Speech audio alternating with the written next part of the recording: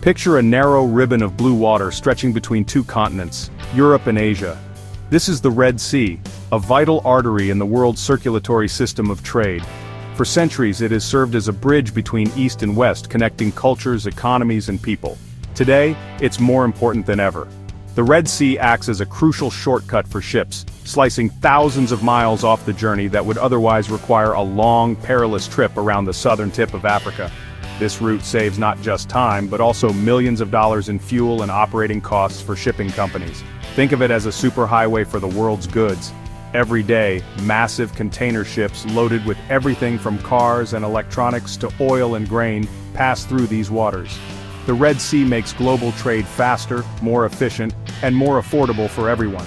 Ships enter the Red Sea through the narrow Bab el-Mandeb Strait in the south, then head north toward the Suez Canal. This canal is the gateway to the Mediterranean Sea, opening up direct access to European markets and beyond. To keep this vital passage open, international navies patrol the waters, enforcing maritime laws and protecting ships from threats like piracy and conflict. Their presence ensures that vessels can move freely and safely, upholding the principle of freedom of navigation. But when this freedom is threatened by conflict, piracy, or political instability, the effects ripple across the globe. Disruptions in the Red Sea can delay shipments, empty store shelves, and drive up prices for everyday goods, from electronics to groceries. In recent times, the Red Sea has become a flashpoint for conflict. Attacks on ships and rising tensions have put this crucial trade route at risk, raising alarms for businesses and governments worldwide. When ships are forced to avoid the Red Sea, it's like closing a major highway and sending all the traffic on a massive detour. Vessels must travel around the Cape of Good Hope at Africa's southern tip, adding weeks to their journeys and increasing costs dramatically. These delays and extra expenses don't just affect shipping companies, they impact everyone. Fuel prices can spike, goods become more expensive, and supply chains slow down, affecting businesses and consumers around the world. The Red Sea is far more than just a body of water. It's a lifeline for the global economy, a critical link that keeps the world's goods moving and markets connected. That's why every incident here makes headlines and draws the world's attention. The stakes are high, and the consequences are felt everywhere. Understanding the Red Sea's importance helps explain why nations are working urgently to keep it safe and secure, for the sake of global trade, economic stability, and our everyday lives. To understand the Red Sea attacks, we need to know about the Houthis. The Houthis are a powerful group controlling much of Yemen, a country on the Red Sea's edge. Their control over Yemen's coastline gives them direct access to the busy shipping lane. Supported by Iran, the Houthis have advanced weapons, missiles and drones that can strike ships far from Yemen. Their slogan and actions reveal deep opposition to Israel and the US, aligning them with Iran's regional network. By attacking ships, the Houthis disrupt global trade and make a statement on the world stage. Their reach extends far beyond Yemen's borders, threatening international shipping. Understanding the Houthis' motives and location explains why the Red Sea is now a flashpoint. This local conflict has global consequences. In July 2025, the Red Sea, already a tense maritime crossroads, was plunged into a new wave of violence. What had been a simmering conflict suddenly erupted, catching the world's attention and sending shockwaves through the global shipping industry. The Houthis, a Yemeni rebel group, launched a devastating and highly coordinated attack on the cargo ship Magic Seas.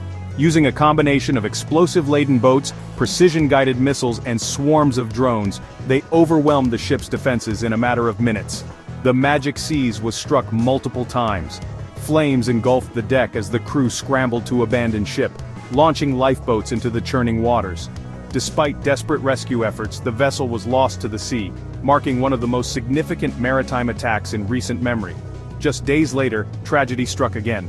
Another commercial vessel, the Eternity Sea, was hit by a missile while transiting the same waters. The attack left 3 sailors dead and 2 more injured, underscoring the growing peril for all who traverse this vital shipping lane. These attacks marked a deadly escalation. For the first time, ships with little or no connection to Israel were being targeted, signaling a dangerous shift in the conflict's scope and intent. The Houthis claim their goal is to pressure Israel over the war in Gaza. But in reality, their actions are putting the lives of international sailors, men and women from dozens of countries, at grave risk. turning the Red Sea into a perilous zone for all. The renewed campaign shattered months of relative calm. The Red Sea, once a reliable artery for global commerce, was now a battleground, with each new attack raising fears of further escalation. Shipping companies now face agonizing decisions, whether to risk their vessels and crews in the Red Sea, or reroute around Africa's Cape of Good Hope, adding weeks and millions of dollars to each journey. The stakes for global trade have never been higher. Each attack sends shockwaves through global trade, disrupting supply chains, driving up costs, and rattling financial markets from Asia to Europe and beyond. The Red Sea security, once taken for granted, is now in question. Naval patrols have increased, but the threat remains ever present, and the sense of safety has vanished. The world is watching as the stakes rise. Diplomats scramble for solutions, while world leaders debate how to respond to this growing crisis. The danger is real, and the consequences are global. What happens next in the Red Sea will ripple across continents, affecting economies, security, and the lives of countless people worldwide.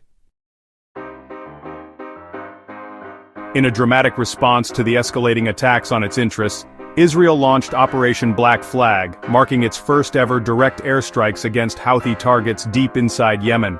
This operation was not just a military maneuver, but a bold statement to the region and the world that Israel was willing to cross new lines to defend its shipping and citizens.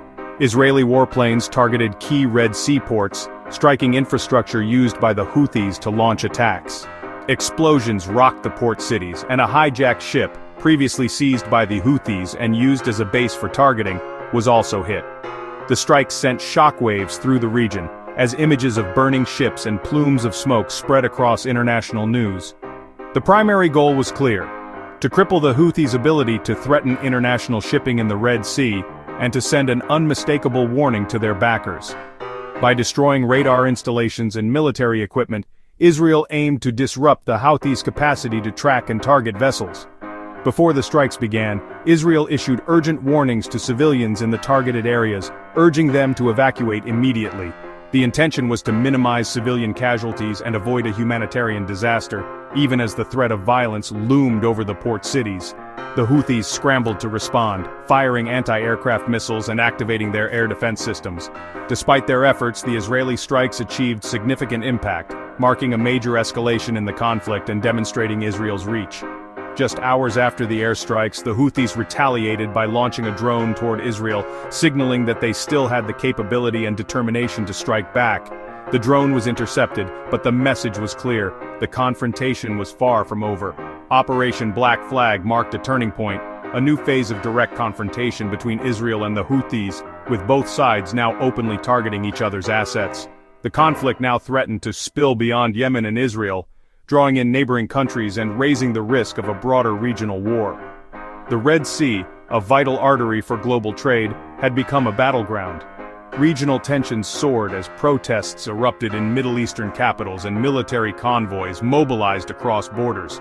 Diplomats rushed into emergency meetings, while ordinary people watched anxiously, fearing the outbreak of a wider conflict. The Red Sea crisis had now become a flashpoint for the entire Middle East, disrupting global shipping and threatening the stability of international trade routes. As world leaders gathered for urgent talks and the United Nations Security Council convened, the world held its breath, bracing for what might come next in this rapidly escalating conflict. The escalation in the Red Sea drew swift global condemnation. The US and European Union called the Houthi attacks a grave threat to freedom of navigation. The US reaffirmed its commitment to protecting shipping lanes, while its warships remained on alert. Egypt and Saudi Arabia, both deeply affected by Red Sea instability, watched anxiously. A wider war could destabilize the region and damage their economies. Diplomats urged restraint, fearing that Israel's strikes could trigger a broader conflict involving Iran. Behind the scenes, international efforts focused on preventing a regional crisis. The world's eyes were on the Red Sea, hoping for de-escalation. The stakes for peace and global trade had never been higher. The Red Sea crisis is tied to the ongoing war between Israel and Hamas in Gaza. The Houthis say their attacks support Palestinians and aim to pressure Israel to end its military campaign. Gaza faces a deep humanitarian crisis, with ongoing airstrikes and hostages held by Hamas. International negotiators in Qatar are working for a ceasefire and hostage release. The US and other nations push for a pause in fighting, hoping to ease suffering. For the Houthis, disrupting trade is a way to influence the conflict in Gaza. For Israel, striking back is about deterrence and security. The Red Sea attacks are a spillover from Gaza's war, pulling in new actors and raising the risk of wider conflict. What happens in Gaza now echoes across the region. The consequences are felt far beyond its borders. Beneath the headlines, ordinary people bear the brunt of this conflict. Sailors in the Red Sea face deadly risks, as seen in the attack on the Eternity Sea. In Yemen, years of war have left millions struggling for food, water, and medicine. Israeli airstrikes, even with warnings, further damage Yemen's fragile infrastructure. In Gaza, families endure constant fear and loss. In Israel, communities mourn soldiers and live under threat. The violence leaves deep scars. Trauma for children, grief for families, and shattered futures. Rallies for peace show that many on all sides long for an end to the fighting. The true cost is measured in lost lives and broken communities. The human toll is immense, and the need for peace is urgent. Why should the Red Sea crisis matter to you? Because global trade depends on this route. When it's blocked, prices rise everywhere. Disrupted shipping means higher costs for fuel, food, and everyday goods. A missile in the Red Sea can make your groceries more expensive. The conflict also threatens international peace, risking a wider war in the Middle East. What began as a local fight now affects the whole world. It's a reminder of how connected we all are. Diplomacy and peaceful solutions are more important than ever. The safety of sailors, the stability of economies, and hopes for peace are all at stake. The ripples from the Red Sea reach us all.